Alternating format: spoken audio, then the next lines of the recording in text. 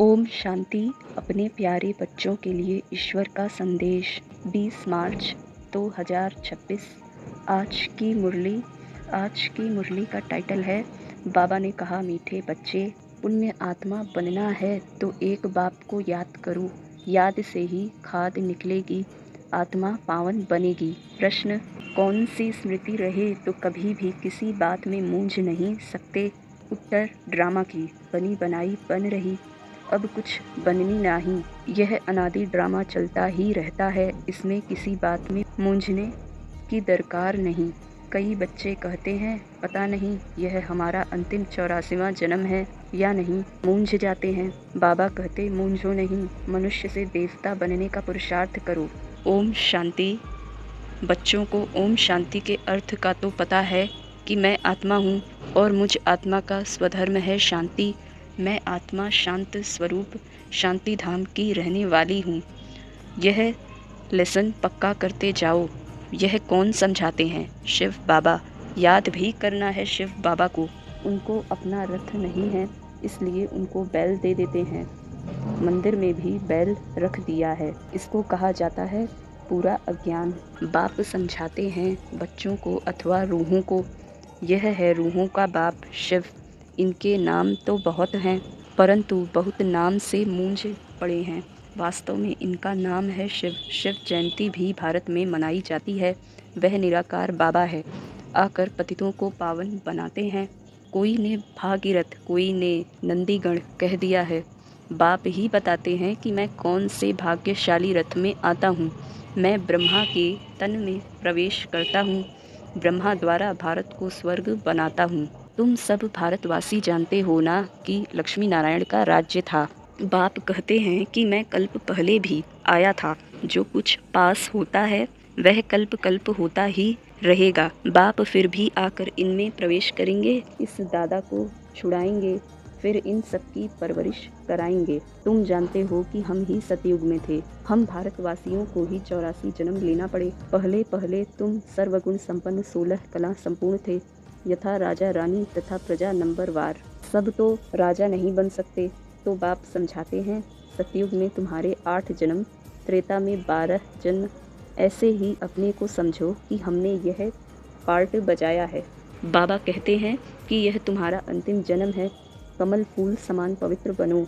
बच्चे वायदा करते हैं बाबा हम आपसे वर्षा लेने लिए कभी पतित नहीं बनेंगे। 63 जन्म तो पतित बने हैं, यह 84 जन्मों की कहानी है। बाबा आकर सहज कर बताते हैं, जैसे लौकिक बाप बताते हैं ना, तो यह है बेहद का बाप। वह आकर रूहों से बच्चे बच्चे कह बात करते हैं। शिवरात्रि भी मनाते हैं ना। यह है आधा कल्प का दिन और आधा कल्प की रात। अभी है रात का अंत और दिन के आदि का संगम। भारत सतयुग था तो दिन था। सतयुग त्रेता को ब्रह्मा का दिन कहा जाता है। तुम ब्राह्मण हो ना, तुम ब्राह्मण जानते हो कि हमारी अब रात्रि है। जब तक अपने को बीके नहीं समझे तब तक वर्षा कैसे मिले।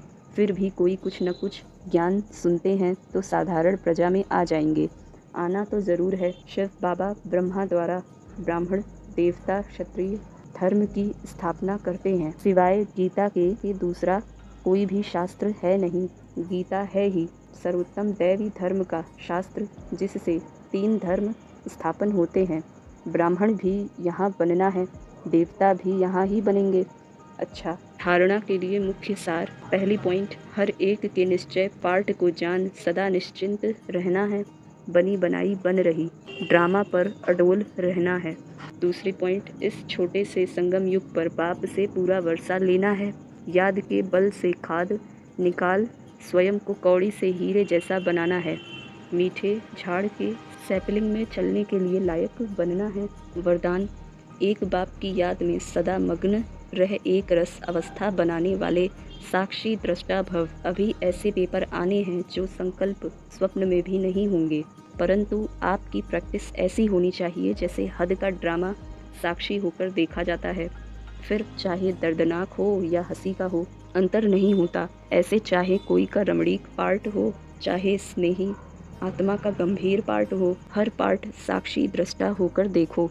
एक रस अवस्था हो, परंतु ऐसी अवस्था तब रहेगी एक बाप की याद में मगन होंगे।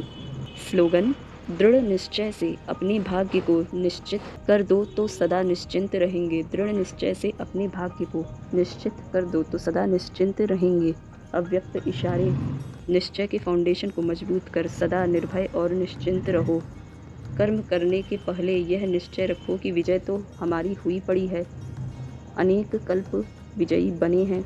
जब अनेक कल्प अनेक बार विजयी बन विजयमाला में पिरोने वाले पूजन होने वाले बने हैं तो अब वही रिपीट करना है। बना हुआ कर्म दोबारा रिपीट करना है। इसलिए कहा जाता है कि बना बनाया बना हुआ है, इसलिए अब फिर से रिपीट कर बना बनाया जो कहावत है उसको पूरा करना है। अच्छा, ओम शांति।